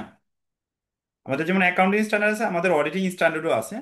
আমাদের অডিটিং স্ট্যান্ডার্ড গুলো 200 সিরিজ থেকে শুরু হয়েছে, 200, 300, 400, 500, 600, 700, 800। ঠিক আছে, এইগুলো হলো আমাদের অডিটিং স্ট্যান্ডার্ড বলা হয়ে থাকে। ঠিক আছে, 200-এর মধ্যে 4-5টা আছে, 300-এর মধ্যে কয়েকটা আছে, 500-এর মধ্যে বেশ কিছু আছে, 600-এ আছে 3টা, 700 হলো অডিট ওপিনিয়ন গুলো, আর 800 হলো সম্ভবত স্পেশাল কেস বা স্পেশাল কনসিডারেশন। এগুলোকে অডিটিং স্ট্যান্ডার্ড বলা হচ্ছে। ঠিক আছে? যেমন আমরা অডিট প্ল্যান নিয়ে আলোচনা করলাম, এটা আইএসএ 300-এ আলোচনা করা আছে। অডিট প্ল্যান যেটা আমরা আলোচনা করলাম। এখন আমরা আরেকটা টপিকে চলে গেছি সাবস্টেন্টিভ টেস্টিং বা অ্যানালিটিক্যাল প্রসিডিউর। হ্যাঁ আচ্ছা অ্যানালিটিক্যাল প্রসিডিউর সম্পর্কে নিচে আমাদের লেখা আছে যে অ্যানালিটিক্যাল প্রসিডিউর জিনিসটা কি। আচ্ছা analytical procedure means evaluation of financial information. Financial information গুলো ইভালুয়েট করা made by study of plausible বা রিজনেবল রিলেশনশিপ এবং both financial and non financial data. এটার মধ্যে একটা রিলেশনশিপ এক্সামিনেশন করা। আমরা এখানে যেটা করি অ্যানালিটিক্যাল প্রসিডিউর যেটা করি এখানে, অ্যানালিটিক্যাল প্রসিডিউরটা আমরা কম্প্যারিজন করে করি, আমরা রেশিও অ্যানালাইসিস করে করি, কম্প্যারিজন করে করি। হ্যাঁ যেমন গত বছরের রেভিনিউ কেমন ছিল, এই বছরের রেভিনিউ কেমন, পার্সেন্টেজ বাড়ছে কত। ঠিক আছে, খরচগুলো আমরা দেখি। ঠিক আছে, যদি কোনো খরচ কম্পারেটিভলি অনেক বেশি বেড়ে যায় তার মানে ওই জায়গাটাতে আমাকে কি করতে হবে, ভেরিফিকেশন করে দেখতে হবে। বা যদি কোনো খরচ ধরেন যে গত বছর ছিল কিন্তু এই বছর হয় নাই, তাহলে ওই জায়গাটাতে আমাকে ফোকাস দিতে হবে। আর কোনো লাইবিলিটি গত বছর ছিল এই বছর নাই, তার মানে এটা পরিশোধ হয়ে যেতে পারে। যেমন ব্যাংক লোন ছিল গত বছর অনেক টাকা, এবছর নাই, তার মানে এটা পরিশোধ হয়ে যেতে পারে। অ্যামাউন্টটা তো বড় ম্যাটেরিয়াল অ্যামাউন্ট, তার মানে ওই অ্যামাউন্টটা আমাকে ভেরিফিকেশন করে দেখতে হবে যে অ্যামাউন্টটা ঠিক মতো পরিশোধ হয়েছে কিনা। কিছু আইটেম যেটা বলা হয় বাই ডিফল্ট ম্যাটেরিয়াল আইটেম, যেমন লোন অ্যামাউন্ট, ব্যাংক স্টেটমেন্টের অ্যামাউন্ট, এফডিআর এর অ্যামাউন্ট, এগুলো কিন্তু বাই ডিফল্ট ম্যাটেরিয়াল আইটেম। এগুলো আমাদেরকে খুব ভালো মতো দেখতে হবে।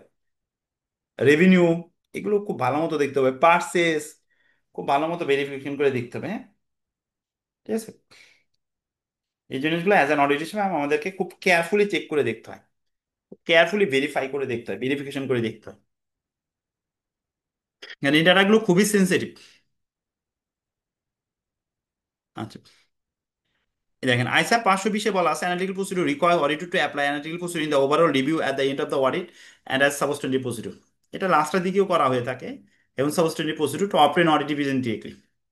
যেমন একটা অ্যানালিটিক্যাল প্রসিডিউর মধ্যে আছে ফাইনাল অ্যানালিটিক্স নামে একটা অ্যানালিটিক্যাল প্রসিডিউর আছে, যে আপনি যে ফিগারগুলো ঠিক আছে এটা কিভাবে কনফার্ম করলেন, এটা একটা written explanation as an audit হিসেবে আমাকে লিখতে হয়, বা অ্যাজ এন ম্যানেজার, যারা ম্যানেজার থাকে ফার্মে তারা কিন্তু এটা একটা রিটেন এক্সপ্লানেশন দেয়, যে এই যে সেলসটা বাড়ছে কি জন্য বাড়ছে, এটা যৌক্তিক কারণটা এটা আমাদের কি করতে হয় ফাইনাল অ্যানালিটিক্স সময় নোট ডাউন করতে হয়, এটা যৌক্তিক কারণটা আমাদেরকে লিখতে হয়। বুঝতে পারলাম? এই যে review at the end of the audit, analytical procedure in the overall review at the end of the audit. জানালাম ভাই, বোঝা যাচ্ছে? এটা তো থিওরিক্যাল, এই জন্য আপনাদের একটু বোরিং ফিল করেন না, বোঝা যাচ্ছে কি? ওই সব দেখি ঘুমায় গেছেন দেখি। হ্যাঁ, বোঝা যাচ্ছে, বোঝা যাচ্ছে। জি স্যার। হ্যাঁ, না, বোঝা যাচ্ছে, ঘুমাইনি। আচ্ছা, কোশ্চেন জিজ্ঞাসা করেন। এই না, কোশ্চেন জিজ্ঞেস করার জন্য এদের ওয়েবক্যাম অন রাখাইতে হবে আমরুল ভাই। আচ্ছা আচ্ছা। তো মাঝে না, মাঝে আপনি দেখা যাচ্ছে তো ওয়েবক্যাম বুঝছেন, কারণ তাহলে এটা তো ঘুমাবে আমি কি করে? বেটার পড়াইতে পারবো, কারণ যেহেতু এই ফিল্ডে আমি কাজ করি। হ্যাঁ আচ্ছা, হ্যাঁ, না আপনি মাঝে মাঝে থিওরি একটু তো, অন করেন। হ্যাঁ না থিওরি তো এই জন্য বলতেছি। আচ্ছা আচ্ছা, what does analytical procedure include according to আইসা টু 520? অ্যানালিটিক্যাল প্রসিডিউর বলতে কি বোঝানো হচ্ছে? কনসিডারেশন কম্পারিজন উইথ, যেটা আমরা বললাম comparable information for prior period, যেটা আমরা ওই যে কম্পারিজন করি, যে রেভিনিউ গত বছর কেমন ছিল এই বছর কেমন ছিল, তাহলে কতটুকু বাড়ছে, ঠিক আছে, জিপি কেমন বাড়ছে, বা পার্সেন্টেজ অফ জিপি কেমন, ঠিক আছে, কস্ট কস্ট কেমন ইনক্রিজ হয়েছে, গত বছর স্যালারি কেমন ছিল এই বছর স্যালারি কেমন, রেন্টের কি অবস্থা, ইউটিলিটি বিলের কি অবস্থা, এই জিনিসগুলো আমরা কম্পারিজন করি, অ্যাসেটগুলো ঠিক সেম ভাবে কম্পারিজন করি, এবং বাড়ার রিজনটা আমরা মানে আচ্ছা, অ্যানালিটিক্যাল প্রসিডিউর যেটা ইনিশিয়াল স্টেজে করা হয় এটা হলো যে এটা হলো জাস্ট ওই পার্সেন্টেজ, ঠিক আছে, যে কেন বাড়ছে, এবং এখানে আমাদের রিস্কটাকে আমরা অ্যাজুম করি যে এই জায়গায় রিস্ক থাকতে পারে, ঠিক আছে, সব কিছু তো ভেরিফিকেশন অ্যাজ অ্যান অডিট হিসেবে, পুরো হোল ট্রানজাকশন কিন্তু ভেরিফিকেশন অ্যাজ অ্যান অডিট হিসেবে সম্ভব না। তাহলে কোন লাইন আইটেমগুলো আমরা ভেরিফিকেশন করব, এটা আমরা অ্যানালিটিক্যাল প্রসিডিউরের মাধ্যমে ইনিশিয়াল স্টেজে ডিটারমাইন করি, ঠিক আছে? এটা আচ্ছা, anticipate result of the entity, anticipated result of the entity, similar industry information, আমরা সিমিলার ইন্ডাস্ট্রি ইনফরমেশন নিয়েও আমরা করতে পারি, হ্যাঁ। Relationship between gross profit to sales, relationship of payroll cost to number of employees, এগুলো আমরা করতে পারি অ্যানালিটিক্যাল প্রসিডিউর। আচ্ছা, এইগুলো আমরা ইনফরমেশন গুলো গ্যাদার করতে পারি, হ্যাঁ, অ্যানালিটিক্যাল প্রসিডিউর ইনফরমেশন গুলো, মানে আপনার এটা করার জন্য কি কি ধরনের ডাটা আপনার লাগবে, ইন্টারিম ফিনান্সিয়াল ইনফরমেশন হতে পারে, বাজেট হতে পারে, বাজেটের সাথে আমরা এবার অ্যাকচুয়াল কম্পারিজন করে দেখলাম ডেভিয়েশনটা কোথায়, এটা আমরা দেখতে পারি, যেমন আমরা ভেরিয়েন্স অ্যানালাইসিসটা দেখছি কিন্তু ক্যালকুলেশন, ঠিক না, ম্যানেজমেন্ট অ্যাকাউন্টস, ম্যানেজমেন্টেরও তো একটা অ্যাকাউন্টস থাকে কিন্তু, নন ফিনান্সিয়াল ইনফরমেশন, কিছু আমরা নন ফিনান্সিয়াল ব্যাংক বা cash record, VAT return and sales tax return, important, যে sales tax per VAT return অনুযায়ী আছে কিনা, যা যদি ডিফারেন্স থাকে তাহলে ডিফারেন্সের রিকনসিলিয়েশনটা কি, এটা আমাদেরকে একটু দেখতে হবে, পার্সেসটাও দেখতে হবে কিন্তু খুবই ইম্পর্টেন্ট, সেলস পার্সেস দুটো খুবই ইম্পর্টেন্ট, বোর্ড মাইনর্স এখানে বেশ কিছু ইনফরমেশন থাকে, যে নতুন কোনো প্রজেক্ট নিবে না, নিবে কিনা, বা নতুন কোনো প্রোডাক্ট লঞ্চ করবে কিনা, বা নতুন কোনো জায়গা থেকে এই বিজনেসটাকে আরো এক্সপান্ড করবে কিনা, এই জিনিসগুলো আমরা বোর্ড মাইনর্সে পেয়ে থাকি। Discussion the client at the year end এখানে ক্লায়েন্টের থেকে ডিসকাশনের মাধ্যমে কিছু ইনফরমেশন আমরা গ্যাদার করতে পারি। অ্যানালিটিক্যাল প্রস্তুতির ক্ষেত্রে কি ধরনের রেশিওগুলো অ্যানালাইসিস হয়, gross margin, net margin, ROC, এইগুলো ইউজ হয়, রিসিভেবল বা পেয়েবল বা ইনভেন্টরি ডেজ, এই জিনিসগুলো আমরা একটু দেখি, current ratio, quick ratio, profitability বা রিটার্নের ক্ষেত্রে আমরা gross margin, net margin, ROC, হ্যাঁ, রিটার্ন অন ক্যাপিটাল এমপ্লয়টা দেখি, হ্যাঁ। আর লিকুইডিটি বা ইফিসিয়েন্সির জন্য আমরা current ratio, quick ratio, receivables বা পেয়েবলস বা ইনভেন্টরি ডেজ, এই জিনিস গিয়ারিং এর ক্ষেত্রে ফিনান্সিয়াল গিয়ারিং আর অপারেশনাল গিয়ারিং, এই দুটো জিনিস আমরা একটু দেখি।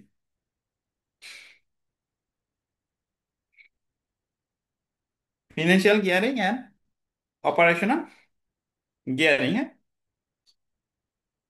এই দুটো জিনিস আমাদেরকে একটু দেখতে হয়। ভাই, গিয়ারিং রেশিওটা একটু কাইন্ডলি আচ্ছা, ডিসকাস করবেন? গিয়ারিং যেটা বলা হচ্ছে কি, এটা দেখবেন গিয়ারিং ইস্যুটা আমাদের ফাইন্যান্সিয়াল লেভারেজ নামে একটা চ্যাপ্টার আছে, এই চ্যাপ্টারে আলোচনা করা আছে, ঠিক আছে। অপারেশনাল গিয়ারিং বলতে আপনার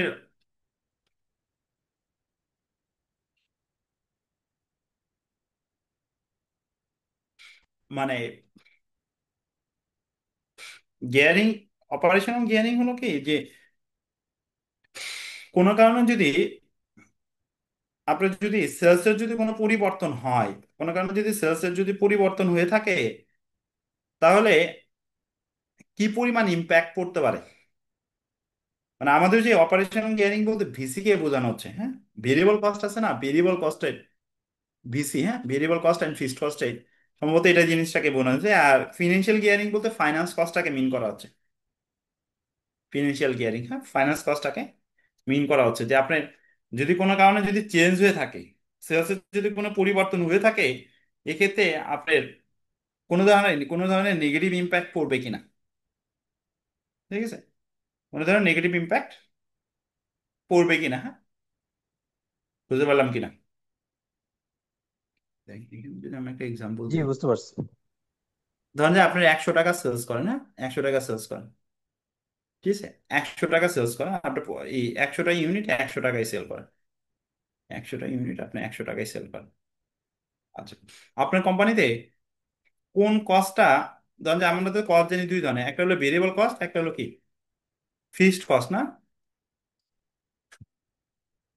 একটা জানি ভেরিয়েবল কস্ট, একটা জানি ফিক্সড কস্ট। স্যার আমি একটু পর কল দিচ্ছি, ক্লাস নিচ্ছি তো, ক্লাস শেষ করে কল দিচ্ছি, হ্যাঁ? ঠিক আছে। জি স্যার, ওই যে ক্লাস নিচ্ছি স্যার, আমি শেষ করে কল দিচ্ছি, হ্যাঁ? ঠিক, ঠিক, ঠিক আছে। আচ্ছা, এখানে যে জিনিসটা বলা হচ্ছে, দেখেন আপনার কোম্পানিতে যদি ফিক্সড কস্টের পরিমাণ বেশি হয়ে থাকে, খেয়াল করে দেখেন, আপনার কোম্পানিতে যদি ফিক্সড কস্টের পরিমাণ বেশি হয়ে থাকে, ধর আমি যে প্রোডাক্টগুলো তৈরি করি, এই প্রোডাক্টগুলোর ক্ষেত্রে আমার ফিক্সড কস্ট হলো 80 টাকা, এখন প্রত্যেকটা প্রোডাক্ট তৈরি ক্ষেত্রে আমার ভিসি হলো 0.2 করে, 0.2, তার মানে 100টা প্রোডাক্ট তৈরি করলে আমার ভেরিয়েবল কস্ট ইনকার হবে কত, 20 টাকা, না, 20 টাকা। এখন কোনো কারণে যদি সেলসটা কমে যায়, কোনো কারণে যদি সেলস কমে যায়, তাহলে আপনি কি করবে, প্রফিটে ইম্প্যাক্ট ফেলবে না, প্রফিটে ইম্প্যাক্ট ফেলবে না, কারণ জি, কি জি, আপনার তো ফিক্সড জি, কস্ট বেশি, খেয়াল করে দেখেন, জি, আপনার কিন্তু ফিক্সড কস্ট বেশি, ফিক্সড কস্ট বেশি না, ফিক্সড কস্ট বেশি, কিন্তু এইটার সিচুয়েশনটা যদি এরকম হতো যে কোম্পানির ভিসি হলো 40 টাকা, বা কোম্পানির ভিসি হলো 60 টাকা, আর এফসি হলো কত, 40 টাকা, সেক্ষেত্রে কি হতো, সেক্ষেত্রে যদি পার্সেন্টেজ অফ সেলসে যদি কোনো ইম্প্যাক্ট পড়তো, তাহলে এটা কি হতো, মানে আপনার কোনো কারণে যদি সেলস কমে যেত, প্রফিটে কি খুব বেশি ইম্প্যাক্ট পড়তো, না, না, যেহেতু ভিসির প্রফিটে রেট। কিন্তু, হ্যাঁ, প্রফিটে কিন্তু খুব বেশি ইম্প্যাক্ট পড়তো না। আচ্ছা, এই অপারেশনাল গিয়ারিং বলতে বোঝানো হচ্ছে আপনার কস্ট স্ট্রাকচারে ফিক্সড কস্টের পরিমাণ কেমন, টোটাল কস্টের মধ্যে আপনার পার্সেন্টেজ অফ ফিক্সড কস্টের পরিমাণ কেমন। আচ্ছা, এটা কিন্তু নেগেটিভ নেগেটিভ পজিটিভ দুইটা সাইনই মিন করে, বুঝতে পারছি, এই অপারেশনাল গিয়ারিং এর মধ্যে এটা নেগেটিভ পজিটিভ দুইটা সাইনই মিন করে। আপনি যদি পার্সেন্টেজ অফ সেলস বাড়াইতে পারেন, দেখবেন যে কোম্পানি অপারেশনাল গিয়ারিং বেশি, এই কোম্পানি যদি মানে সেলস যদি বাড়ে, তাহলে প্রফিটও বৃদ্ধি পাবে কিন্তু, তাই না, আপনার নাম্বার অফ সেলস ইউনিট যত বাড়বে, ধরেন যে এখানে 100 টাকায় আপনার যদি 10% বা 20% সেলস বাড়ে, তাহলে কোন কোম্পানির প্রফিট বেশি হবে, যে কোম্পানি অপারেশনাল গিয়ারিং বেশি এই কোম্পানির প্রফিট বেশি হবে না, যে কোম্পানির ফিক্সড কস্ট বেশি এই কোম্পানির প্রফিট বেশি হবে না, শাহাদাত ভাই বুঝতে পারছি, হ্যাঁ, হ্যাঁ, হ্যাঁ, ওই কোম্পানি জি, জি, যে বুঝতে কোম্পানির পারছি। ফিক্সড কস্ট বেশি ওই কোম্পানি বেশি হবে। এটা আর একটা জি, জায়গায় আলোচনা করা আছে, এই যে ফিনান্সিয়াল গিয়ারিং, অপারেশনাল গিয়ারিং, এটা ফাইন্যান্সিয়াল লেবারেজ নামে একটা চ্যাপ্টার আছে, ওইখানে আলোচনা করা আছে, বুঝছেন, লেবারেজ নামে একটা চ্যাপ্টার জি, আছে, ওই জায়গাতে এই টপিকটা আলোচনা করা আছে যে ফিনান্সিয়াল গিয়ারিং বলতে কি বোঝানো হচ্ছে, অপারেটিং গিয়ারিং বলতে কি বোঝানো হচ্ছে, আপনার টোটাল কস্টের মধ্যে পার্সেন্টেজ অফ ফিক্সড কস্ট কতটুকু, that is call operation gearing, বুঝছেন। ওইটা, এই ফিক্সড কস্টটাও কিন্তু রিস্ক মেজার করা হয়, বুঝতে পারছি। আপনার যদি ফিক্সড কস্ট জি, বেশি হয়ে জি, থাকে, ফিক্সড কস্ট যদি বেশি হয়ে থাকে, তাহলে আপনার রিস্ক কিন্তু বেশি। যেমন আপনি অফিস রান করার জন্য বড় একটা অফিস স্পেস ভাড়া নিলেন, বড় একটা অফিস স্পেস ইনিশিয়াল স্টেজে ভাড়া নিছেন, কিন্তু আপনি ওই পরিমাণ ইনকাম আপনি জেনারেট করতে পারতেছেন না, তার মানে আপনার রিস্ক লেভেলটা কি বেশি না কম, অ- অবশ্যই বেশি, বেশি, বেশি না, রিস্ক বেশি। লেভেলটা বেশি, আপনি জি, ইনকাম জেনারেট জি, না করতে পারলে তো আপনার রিস্ক লেভেলটা বেশি হবে ভাইয়া। আপনার বড় কারণ অফিস স্পেস নিছেন না, আপনার ফিক্সড হ্যাঁ, কস্ট তো ফিক্সডই, জি জি, আমার সেল হোক বা না হোক আমার ফিক্সড কস্ট বেয়ার কি করতেই হবে হবে। বুঝছেন, ফিক্সড কস্ট দিতেই হবে, সেল হোক বা না হয় ফিক্সড কস্ট আপনাকে দিতে হবে। তার মানে ফিক্সড কস্ট কিন্তু, ঠিক আছে, এটা একটা ইস্যু কাজ করবে। আর ফাইন্যান্স গিয়ারিং, ফিনান্সিয়াল গিয়ারিং বলতে ওই যে ফাইন্যান্স কস্টটাকে মিন করা হচ্ছে। কস্ট স্ট্রাকচারের মধ্যে আপনার ইন্টারেস্ট এক্সপেন্সটা, ফাইন্যান্স কস্টটা কতটুকু, দ্যাট ইজ কল কি ফিনান্সিয়াল গিয়ারিং। ঠিক আছে, গিয়ারিং দ্বারা রিস্কটাকে মেজার করা, হ্যাঁ, যে লেভারেজের ভাষায় বলা আছে গিয়ারিং, গিয়ারিং ইজ কল কি রিস্ক। গিয়ারিং দ্বারা রিস্কটাকে ইভালুয়েট বা মেজার করা হয়। আচ্ছা, ম্যাটারিলিটি ইন অডিটিং, ম্যাটারিলিটি অ্যান্ড অডিটিং। আচ্ছা, ম্যাটেরিয়ালিটি যেটা আমরা বলে থাকি যে সিগনিফিকেন্ট লাইন আইটেমটাকে আমরা বলে থাকি ম্যাটেরিয়াল। ফিনান্সিয়াল স্টেটমেন্টে দেখবেন সিগনিফিকেন্ট লাইন আইটেম বা সিগনিফিকেন্ট আইটেমটাকে বলে থাকি কি ম্যাটেরিয়াল। হ্যাঁ, সিগনিফিকেন্ট লাইন আইটেম বা সিগনিফিকেন্ট আইটেমটাকে আমরা বলে থাকি ম্যাটেরিয়াল। এখানে দেখেন ডেফিনিশনে বলা হচ্ছে এই ম্যাটেরিয়ালিটি সম্পর্কে আমাদের আবার আইসা 320-তে আলোচনা করা আছে। আমাদের এই ক্লাস নোটটাতে মনে হয় কিন্তু অনেকগুলো আইসা চলে আসছে, বুঝছেন।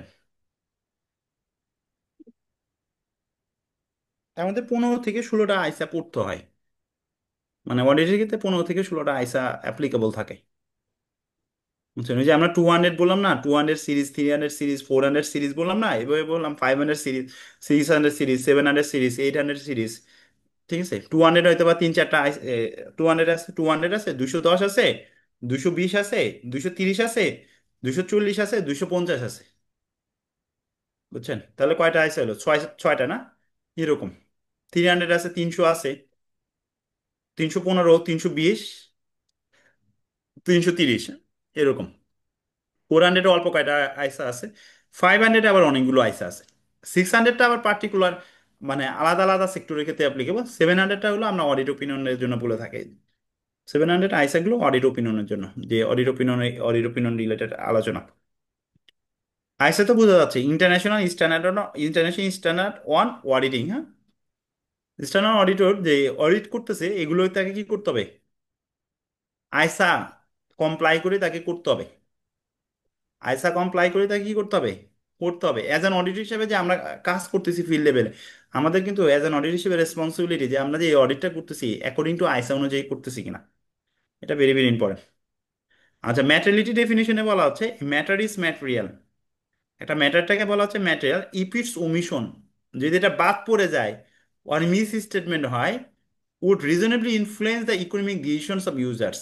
এবং এটা যদি ইউজারদের ইকোনমিক ডিসিশনে যদি প্রভাবিত করে, taken on the basis of financial statement, যে ডিসিশনটা মেক করতেছে কিসের পরে বেস করে, ফিনান্সিয়াল স্টেটমেন্টের পরে বেস করে। ঠিক আছে, এখানে ইউজার বলতে স্টেক হোল্ডারদেরকে বোঝানো হচ্ছে। ইউজার মিনস কি, স্টেক হোল্ডার। হ্যাঁ, ইউজার মিনস স্টেক হোল্ডার। যেমন ইনভেস্টর, ইনভেস্টরদের ইকোনমিক ডিসিশন কি, তারা কোম্পানি শেয়ারে ইনভেস্ট করবে কি করবে না। হ্যাঁ, ইনভেস্টর ইকোনমিক ডিসিশন কি, তারা কোম্পানি শেয়ারে ইনভেস্ট করবে কি করবে না। লেন্ডারের ক্ষেত্রে ইকোনমিক ডিসিশন কি, তারা এই কোম্পানিতে টাকা ধার দিবে কি দিবে না। কাস্টমারের ইকোনমিক ডিসিশন কি, তারা এই কোম্পানির সাথে লং টাইম বিজনেস কন্টিনিউ করবে কি করবে না।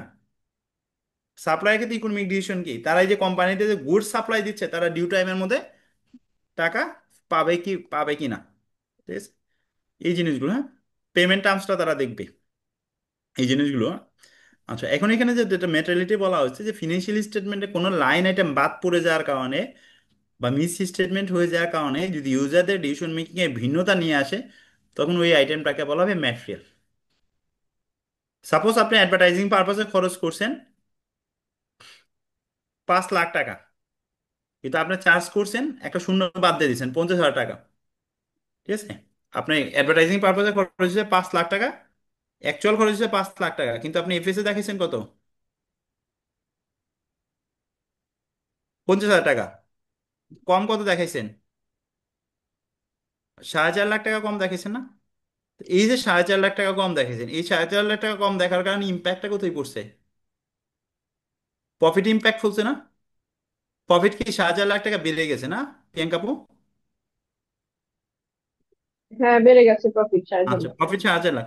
এই যে আমরা যারা ইনভেস্টর আছি, দেখবেন জেনারেল ইনভেস্টর কিন্তু কি করে, তারা যে ডিসিশন মেক করে না বেসড অন প্রফিটের উপরে বেস করে ডিসিশন মেক করে, বুঝছেন। জেনারেল ইনভেস্টররা কি করে, তারা কিন্তু এরকম অ্যানালাইসিস করবে না, যেমন ফিনান্সিয়াল অ্যানালাইসিস যেভাবে অ্যানালাইসিস করে।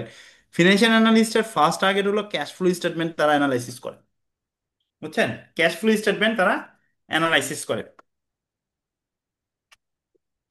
তারা একটা ডিটারমাইন করে free cash flow to equity, FCFE, free cash flow, FCFE determine করে, হ্যাঁ, free cash flow to equity, এটা দ্বারা ডিটারমাইন করে কোম্পানির ডিভিডেন্ড দেওয়ার অ্যাবিলিটি কেমন। যদি দেখে যে কোনো কোম্পানির ডিভিডেন্ড দেওয়ার অ্যাবিলিটি আছে, তাহলে তারা অ্যাজ এন অ্যানালিস্ট হিসেবে ওই কোম্পানির প্রফিট নেগেটিভ থাকলে পারেও আপনাকে সাজেশন দেয় যে এই কোম্পানিতে তুমি ইনভেস্ট করতে পারো, এখন হয়তো বা বেনিফিট না পাইলেও ফিউচারে এই কোম্পানি থেকে বেটার বেনিফিট তুমি নিয়ে আসতে পারবা, বা এই কোম্পানির শেয়ারের প্রাইস কি হবে, কমবে না, এই কোম্পানির শেয়ারের প্রাইস আস্তে আস্তে বাড়বে। ঠিক আছে, তার মানে ওদের অ্যানালাইসিসটা কিন্তু ভিন্ন। আর আমাদের জেনারেল ইনভেস্টরের অ্যানালাইসিস কি থাকে, যে কোম্পানির প্রফিট আছে, ঠিক আছে, এই কোম্পানিতে ইনভেস্ট করা যেতে পারে। ঠিক আছে, ওরা আরো কিছু দেখে, আমি জাস্ট একটা একটা বললাম, এফসিএফই দেখে free cash flow to equity, হ্যাঁ, এটাকে দেখে, ক্যাশ ফ্লোটাকে ওরা প্রায়োরিটি দেয় বেশি। ঠিক আছে, ডেফিনেটলি পিএলটাকেও দেখে, কিন্তু পিএলটাকে ফার্স্ট প্রায়োরিটি না, তাদের ক্যাশ ফ্লো হলো ফার্স্ট প্রায়োরিটি থাকে। ঠিক আছে, ক্যাশ ফ্লো অ্যানালাইসিসটা তাকে ফার্স্ট প্রায়োরিটি থাকে। আচ্ছা, এখন 4.5 লাখ টাকা প্রফিট বেড়ে গেলো না? এই 4.5 লাখ টাকা প্রফিট বাড়ানোর কারণে কি ইনভেস্টররা কি করবে? ইনভেস্ট করবে, জেনারেল ইনভেস্টররা ইনভেস্ট করবে। এখন যদি ধরেন কোম্পানির 4.5 লাখ টাকা কোম্পানির প্রফিট টোটাল যে দাঁড়াইছে হলো, কোম্পানি প্রফিট হলো, বছর শেষে কোম্পানি প্রফিট দেখা যাচ্ছে 4 লাখ টাকা, আমি ধরে নিলাম কোম্পানি বছর শেষে কোম্পানি প্রফিট কত, 4 লাখ টাকা। এখন এই খরচটা যদি 50 লাখ টাকা, 5 লাখ হতো, তাহলে কি হতো? 50,000 থেকে যদি 5 লাখ হতো, তাহলে এই কোম্পানির লস হতো না? প্রিয়াঙ্কাপুর হ্যাঁ, লস, লস লস লস হতো, হতো। হ্যাঁ। তখন কি ইনভেস্টররা ইনভেস্ট করতো? না জেনারেল করতে। ইনভেস্টররা কি ইনভেস্ট করতো, বা নাম্বার অফ ইনভেস্টর কিন্তু কমে যেত। ঠিক আছে, নাম্বার অফ ইনভেস্টর কমে যেত না, তার মানে this item is call material, ওই আইটেমটাকে বলা হচ্ছে কি, ম্যাটেরিয়াল। ক্লিয়ার? ম্যাটেরিয়াল কেন বলবো, বুঝি না। ম্যাটেরিয়াল, ওই যে ওই আইটেমটা তো কি ডিসিশন মেকিং এ কিন্তু প্রভাবিত করছে। ওই আইটেমটা মিস স্টেটমেন্ট হয়ে যাওয়ার কারণে দেখেন নাম্বার অফ ইনভেস্টর বেশি ইনভেস্ট করছে, ওই আইটেম যদি মিস স্টেটমেন্ট না হতো, number of investor com invest করতো। ইউজারদের ডিসিশন মেকিং এ কি প্রভাবিত করছে কিনা? ভাইয়া ওইটাই কনসিডার করবে material for audit purpose, right? Consider করবে ম্যাটেরিয়াল ফর অডিট পারপাস। ম্যাটেরিয়ালিটিটাকে দুই ভাবে কনসিডার করা হয়, একটা হলো কোয়ান্টিটেটিভ থ্রেশহোল্ড, একটা হলো কোয়ান্টিটেটিভ থ্রেশহোল্ড, একটা হলো কোয়ালিটেটিভ থ্রেশহোল্ড। একটা হলো কোয়ান্টিটেটিভ, আমরা এটা আলোচনা করবো, আর একটা হলো কোয়ালিটেটিভ থ্রেশহোল্ড। আমরা যে এক্সাম্পলটা দিলাম এটা কোয়ালিটেটিভ থ্রেশহোল্ডের আলোকে। দেখেন, আপনার যদি অ্যাডভার্টাইজিং এক্সপেন্স যদি পিএল এ 5 লাখ টাকা থাকতো, তাহলে আপনার প্রফিট কি হয়ে যেত? নেগেটিভ হয়ে যেত না? নেগেটিভ হয়ে যেত কিন্তু, নেগেটিভ হয়ে যেত না, এটাকে বলা হচ্ছে হ্যাঁ, কোয়ালিটিভ, নেগেটিভ। এটাকে বলা হচ্ছে কোয়ালিটেটিভ থ্রেশহোল্ড। ঠিক আছে, কারণ এটা তো নেগেটিভ থাকলে কি ইনভেস্টররা ইনভেস্ট করবে? আপনার কি মনে হয় জেনারেল ইনভেস্টর ইনভেস্ট করবে? কোম্পানির প্রফিট যদি নেগেটিভ থাকে, জেনারেল ইনভেস্টর ইনভেস্ট করবে? করবে না। করবে না। ঠিক আছে, তার মানে এই দেখেন এফএস ম্যানিপুলেট করছে না, কোম্পানি এফএস ম্যানিপুলেট করার কারণেই কিন্তু কি করছে, জেনারেল ইনভেস্টর ইনভেস্ট করছে। এফএস ম্যানিপুলেট না থাকলে কিন্তু জেনারেল ইনভেস্টররা ইনভেস্ট করতো না। তার মানে দিস আইটেম ইজ কল কি, ম্যাটেরিয়াল। আচ্ছা, পারফরমেন্স ম্যাটেরিয়ালিটিটা কি? ম্যাটেরিয়ালিটি, ম্যাটেরিয়ালিটিটা এটা কিন্তু ওয়ান কাইন্ড অফ রিস্ক, বুঝছেন? এটা ওয়ান কাইন্ড অফ রিস্ক না। অডিটর যদি এই ম্যাটেরিয়াল মিস স্টেটমেন্ট না ধরতে পারে, অডিটর যদি এই ম্যাটেরিয়াল মিস স্টেটমেন্ট না ধরতে পারে, তাহলে ফিনান্সিয়াল স্টেটমেন্টে কি থেকে যাবে, ভুল থেকে যাবে না? অডিটর যদি ম্যাটেরিয়াল মিস স্টেটমেন্ট না ধরতে পারে, তাহলে ফিনান্সিয়াল স্টেটমেন্টে কি থাকবে, ভুল থেকে যাবে না? ভুল থেকে যাবে। এই রিস্কটাকে মিটিগেট করার জন্য পারফরমেন্স ম্যাটেরিয়ালিটি লেভেল ডিটারমাইন করা হয়। এই রিস্কটাকে মিটিগেট করার জন্য কি পারফরমেন্স ম্যাটেরিয়ালিটিটা ডিটারমাইন করা হয়। এটা আমরা যে ম্যাটেরিয়ালিটিটা সেট করি না, ম্যাটেরিয়ালিটি যে সেট করি, দেখবেন কোয়ান্টিটি থ্রেশহোল্ড আমরা দেখবো ম্যাটেরিয়ালিটি লেভেলটা আমরা কিভাবে সেট করি। এর চেয়ে বিলো, মানে বিলো ম্যাটেরিয়ালিটি লেভেলের চেয়ে কমে যে আমরা একটা পারফরমেন্স ম্যাটেরিয়ালিটি লেভেলটা সেট করি। আমরা দেখেন ম্যাটেরিয়ালিটি লেভেলটা কিভাবে সেট করি বা কিভাবে ডিটারমাইন করি, হ্যাঁ, দেখেন এখানে বলা আছে দেখেন, বাট আইসো also quantify the calculation of mortality as. আচ্ছা, এইটা মেটালিটি অ্যাসটা আইসো বলছে এটা জাজমেন্টাল ইস্যু। দেখেন, 5% of profit before tax, 1% of revenue, 1.2% of total asset, এগুলো হলো ম্যাটেরিয়ালিটি লেভেলের থ্রেশহোল্ড। আচ্ছা, আপনার কোম্পানির প্রফিট হলো সে ফর এক্সাম্পল 10 লাখ টাকা। তো 10 লাখ টাকার 5% কত আসে? 50,000 টাকা না? নাকি 10 লাখ টাকার 5%? হ্যাঁ, 50,000। 50,000 টাকা। বা আমরা দিলাম আপনার কোম্পানির প্রফিট হলো 1 কোটি টাকা, তাহলে 1 কোটি টাকা 5% কত আছে? 5 লাখ টাকা না? 5 লাখ টাকা না? 5 লাখ টাকা। আচ্ছা, আমরা যে ইউরোটা আইডেন্টিফাই করছি, এই ইউরোটা কি 5 লাখ টাকা কিনা? 5% অফ প্রফিট বিফোর ট্যাক্স হলো কি? আচ্ছা, এটা বলা হয় 5 থেকে 10%, হ্যাঁ? 5 থেকে 10%, না প্রফিট বিফোর ট্যাক্সে তারা 5 থেকে 10% কত হবে? 5 লাখ অবলিক 10 লাখ। আপনি যে ইউরোটা আইডেন্টিফাই করছেন, এই ইউরোটা এই রেঞ্জের মধ্যে কিনা, এটাকে বলা হয় ম্যাটারিলিটি লেভেলের রেঞ্জ। এই রেঞ্জের মধ্যে যদি হয়ে থাকে তাহলে দিস ইজ কি, দিস ইজ কল ম্যাটেরিয়াল। বুঝতে পারছি? এটা একটা এক্সাম্পল দেয়, আমাকে ওই তিনটা রেঞ্জ দেখতে হবে। আপনি যে ইউরোটা আইডেন্টিফাই করছেন, ইউরোটা এই রেঞ্জের মধ্যে কিনা। রেভিনিউর ক্ষেত্রে বলা হচ্ছে 0.5 থেকে 1%। আপনার যে ইউরোটা আইডেন্টিফাই করছেন, এটা রেভিনিউর 0.5 থেকে 1%-এর মধ্যে কিনা। আর অ্যাসেটের ক্ষেত্রে বলা হচ্ছে 1 থেকে 2%।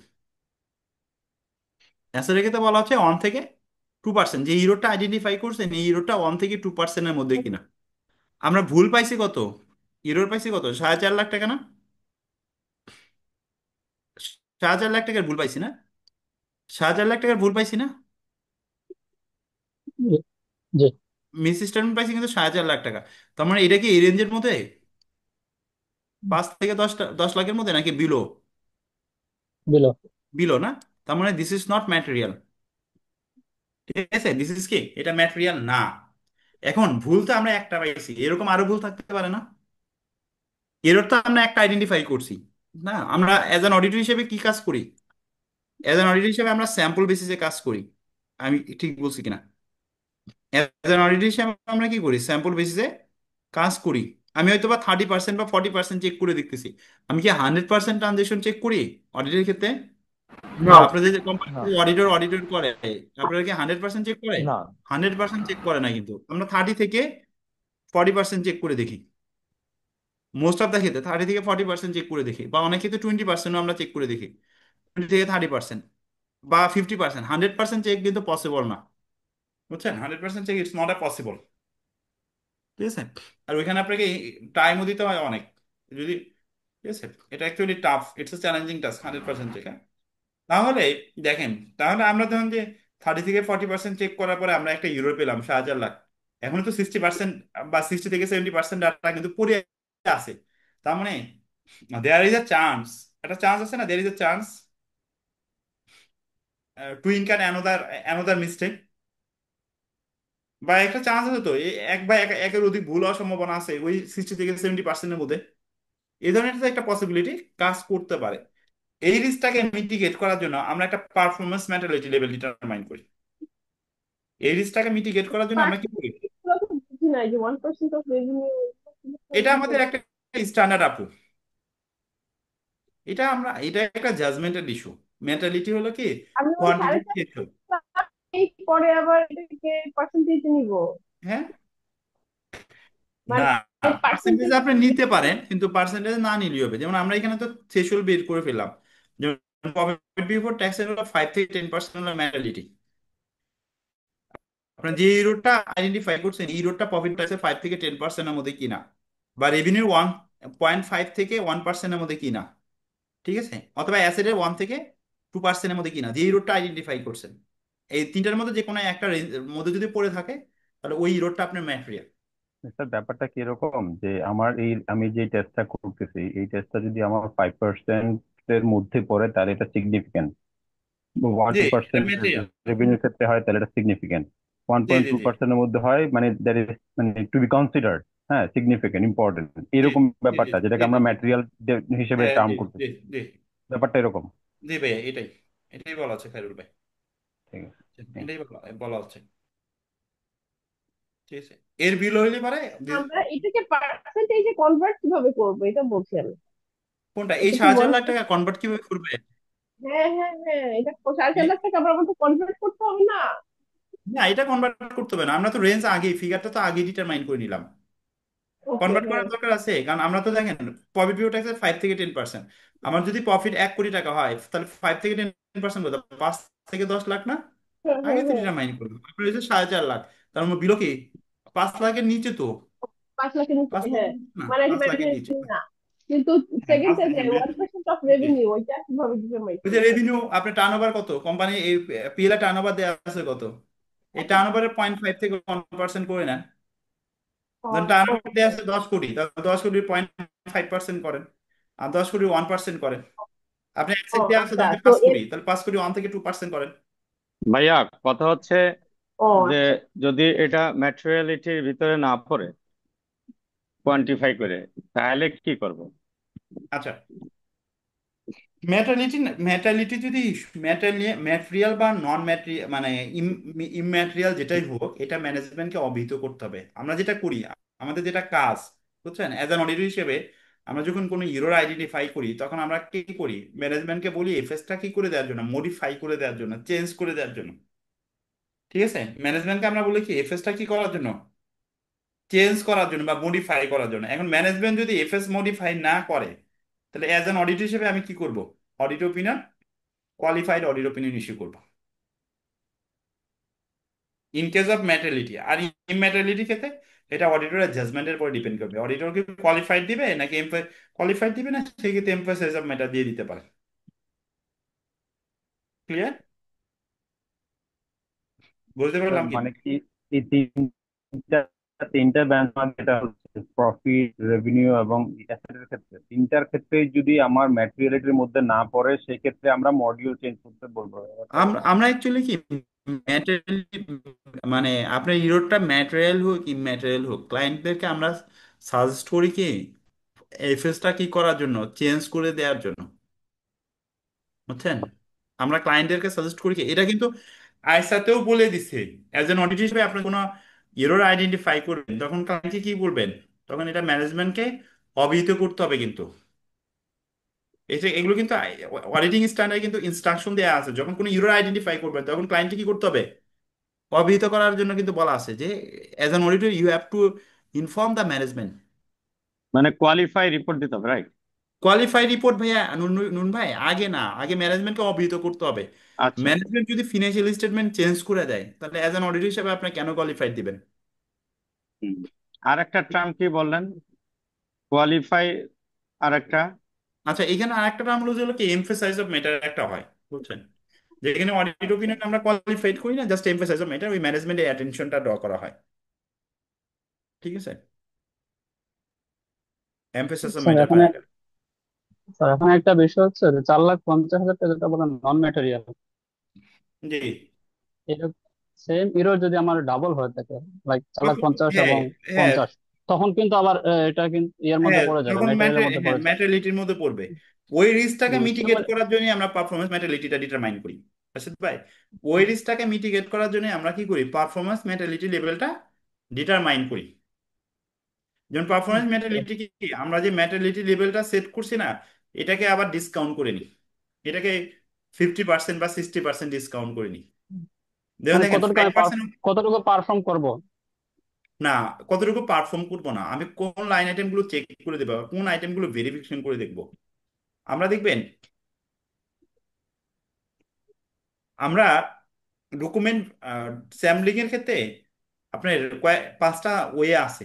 আমরা যে অডিট স্যাম্পলিং করি না, এটা অডিট স্যাম্পলিং এর ক্ষেত্রে 5টা স্যাম্পলিং এর কথা বলা আছে। ঠিক আছে, আমরা অ্যাজ এন অডিটর হিসেবে মনিটারি ইউনিট সিলেকশনটাই বেশি করি বা মনিটারি ইউনিট স্যাম্পলিংটাই বেশি করি।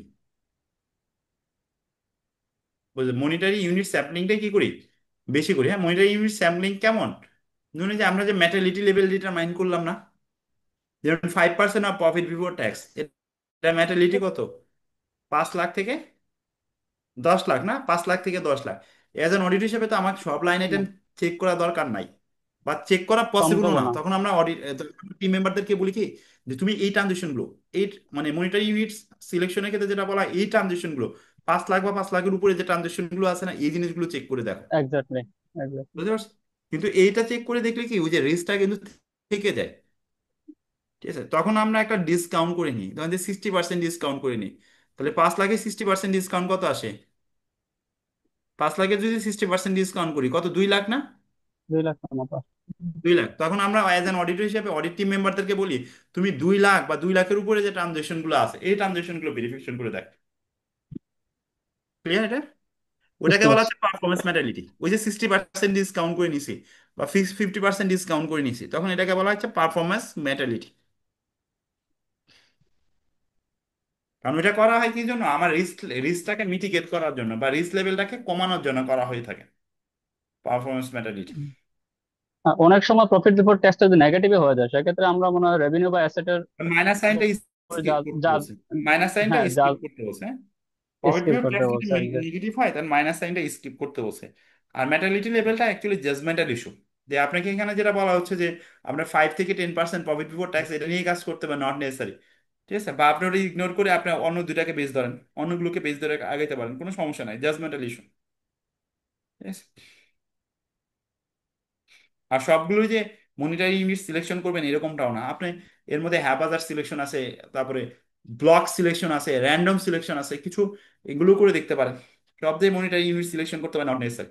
অডিটের সবকিছু জাজমেন্টের উপরে ম্যাক্সিমাম। জাজমেন্টের পরে, কারণ এখানে হ্যাঁ। জাজমেন্টের ইস্যু বলে দিস, জাজমেন্টের পরে। আচ্ছা, এটা কোয়ালিটি থ্রেশহোল্ড বলছে, হ্যাঁ? দেখবেন অনেক সময় দেখবেন রিলেটেড পার্টি ট্রানজেকশন থাকে না, রিলেটেড পার্টি ট্রানজেকশন থাকে, ডেটস রিলেটেড ট্রানজেকশন থাকে, এটা ট্রানজেকশন যাই হোক না কেন, এটা কিন্তু কি দেখতে হবে। ম্যাটেরিয়াল, এটা দেখতে হবে।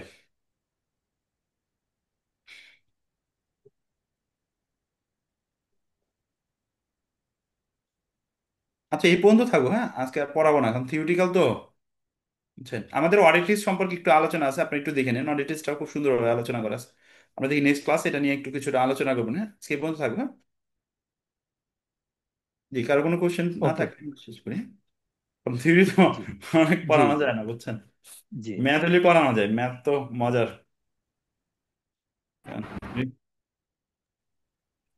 স্যার, আজকে কি ক্লাস লেকচারটা কি আমরা পেয়ে যাবো শীঘ্রই? আমি দিয়ে দিছি ভাইয়া, হ্যাঁ, ক্লাস লেকচারটা দিয়ে দিছি। জি স্যার।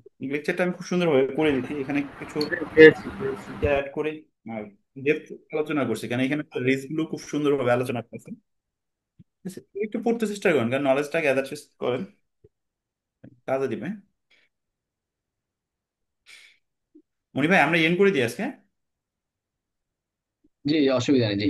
Thank you. ঠিক ঠিক আছে, আমি লিভ নিয়ে নিলাম, আপনি ফর্মালি এন্ড করে দিন। আসসালামু আলাইকুম বিনোদ ভাই। আসসালামু আসসালামু আলাইকুম। আলাইকুম।